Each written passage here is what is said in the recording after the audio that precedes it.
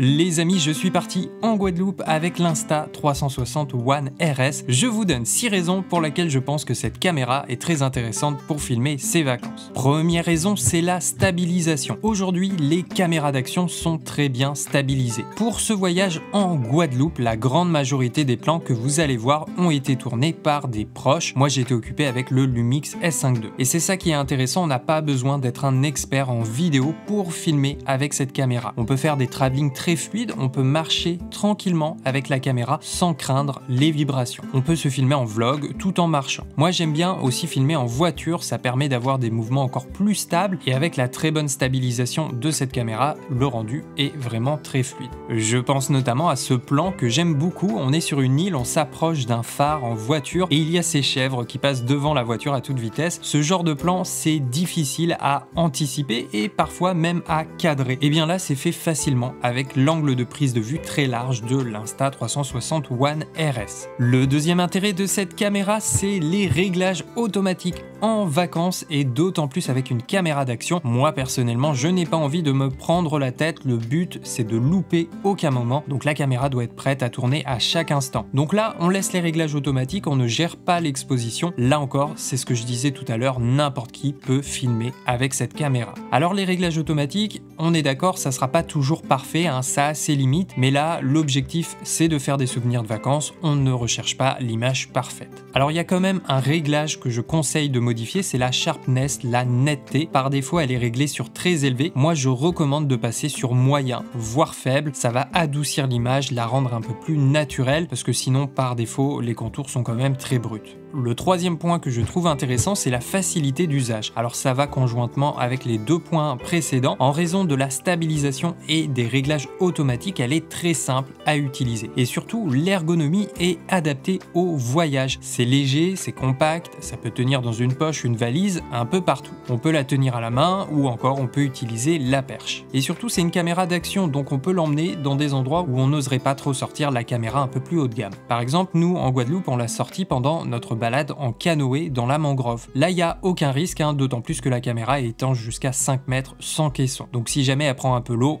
c'est pas bien embêtant. Et puis c'est une caméra discrète, tu peux l'utiliser sans trop attirer les regards, à moins évidemment de sortir la perche. Le quatrième point dont je voulais vous parler, c'est la qualité d'image. C'est pas trop mal pour une caméra d'action. Alors ça va dépendre de l'exposition. Quand on est en réglage automatique, si on est dans un endroit sombre, il va augmenter les ISO et là l'image sera plus granuleuse, va fourmiller, elle va perdre un peu en piqué. Mais dans l'ensemble, on a quand même une belle plage dynamique, surtout si on passe en mode HDR. Pour moi, on est sur une caméra d'action, donc c'est suffisant pour des vidéos de vacances, d'autant plus que la plupart du temps, on va regarder ça sur un smartphone, sur un écran quand même assez petit. Alors le cinquième point, c'est les accessoires. La marque Insta360 est aussi connue pour sa variété d'accessoires. On peut utiliser la perche à selfie, elle va devenir invisible quand on utilise le module 360. On a également le caisson de plongée, donc ça permet d'aller plus loin sous l'eau. Et puis il propose aussi un caisson de plongée pour le module 360. Ça, on l'a utilisé en Guadeloupe. C'est vrai que c'est pas toujours facile de filmer sous l'eau et là avec le 360 eh bien on a tout le loisir de recadrer notre image en post-production. Et je dois dire que j'ai trouvé les prises sous l'eau vraiment très jolies, faut dire que la lumière était parfaite à ce moment-là. Ils ont également un support qui va venir s'installer sur le sac à dos et ça va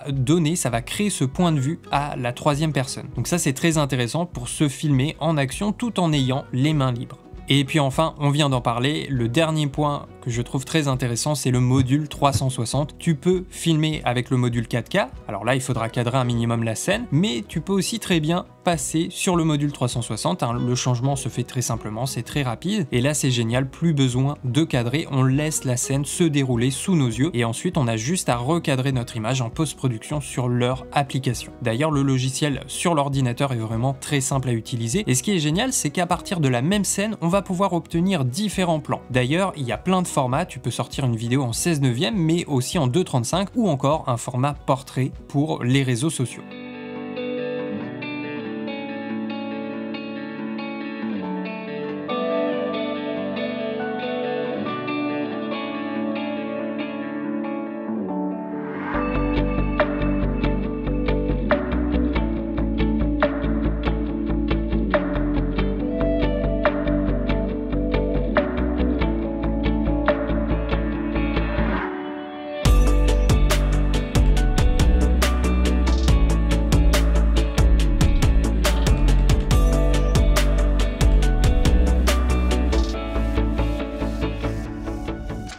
Voilà pour les 6 raisons d'utiliser cette caméra d'action. Au niveau du prix, si vous prenez juste le module 4K, elle est à 319 €. Si on rajoute le module 360, elle passe à 569 €. Voilà les amis, vous avez le lien en description. Et toi, quelle caméra d'action utilises-tu en ce moment? As-tu déjà essayé les caméras de chez Insta360? Allez, c'était Benjamin avec Derrière la caméra. On se dit à tout de suite pour une prochaine vidéo.